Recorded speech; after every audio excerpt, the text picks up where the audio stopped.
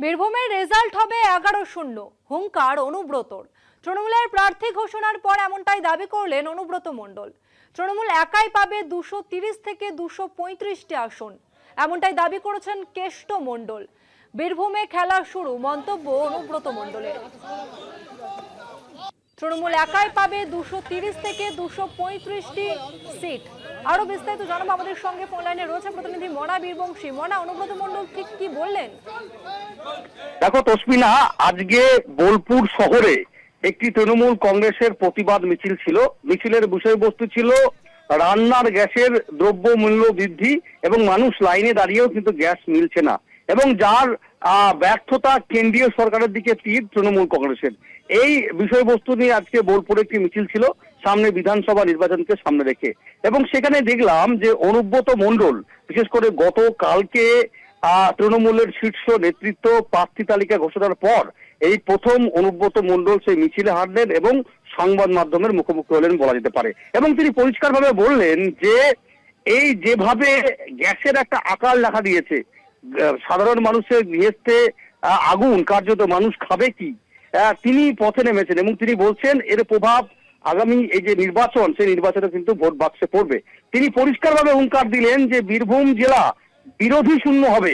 তিনি সাংবাদিকদের ক্যামেরার সামনে বললেন যে বীরভূম জেলার 11টি আসন রয়েছে, 11টি বিধানসভা কেন্দ্র রয়েছে, 11তে 11ই হবে তৃণমূল বিরোধী শূন্য হবে। শুধু তাই নয়, তিনি এটাও অঙ্ক বেঁধে দিলেন রাজ্যের ক্ষেত্রে। তিনি বললেন যে গোটা রাজ্যে যে 294টি বিধানসভা কেন্দ্র রয়েছে তার মধ্যে 235 থেকে 220 থেকে 235 পর্যন্ত তৃণমূল কংগ্রেস পাবেন। এটাই কিন্তু অনুব্রত মণ্ডল বললেন। কারণ আমরা দেখেছিলাম 2021 সালে অনুব্রত মণ্ডল যে এক্সাক্ট ফিগার বলেছিল ঠিক সেরকম কাছাকাছি কিন্তু সেই অঙ্ক কিন্তু দাঁড়িয়েছিল। আবার অনুব্রত মণ্ডল বললেন গোটা রাজ্যে 220 থেকে 235 আসন তৃণমূল কংগ্রেস পাবে। চতুর্থবারের জন্য আবার নতুন করে নবান্নের মস্ততে বসবেন তৃণমূল সুপ্রিমো মমতা বন্দ্যোপাধ্যায়, তিনি মুখ্যমন্ত্রী হবেন, এমনটাই কিন্তু হুঙ্কার দিলেন অনুব্রত মণ্ডল। সেটা কিন্তু বলা যেতে পারে। তুমি জানো যে গতকালকেই প্রার্থী ঘোষণা হয়েছে, তারপরে এই প্রথম ক্যামেরার সামনে এসে কিন্তু অনুব্রত মণ্ডল পরিষ্কার করলেন এবং তিনি বললেন খেলাও হবে এবং তিনি প্রচারে যাবেন এবং ঝাঁপিয়ে পড়বেন নির্বাচনী প্রচারে। এমনই চিত্র বোলপুর শহর থেকে উঠে এলো, সেটা বলা যেতে পারে। তসমিনা, ধন্যবাদ মনা।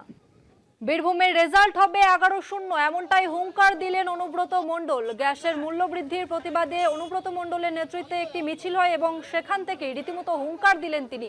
ঠিক কি বলেছেন অনুব্রত মণ্ডল শোনাবো আপনাদের।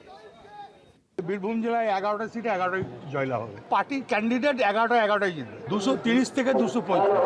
বীরভূম জেলায় 11টা সিটে 11টাই জয়লাভ হবে। পার্টির ক্যান্ডিডেট 11টাই জিতবে, 230 থেকে 200।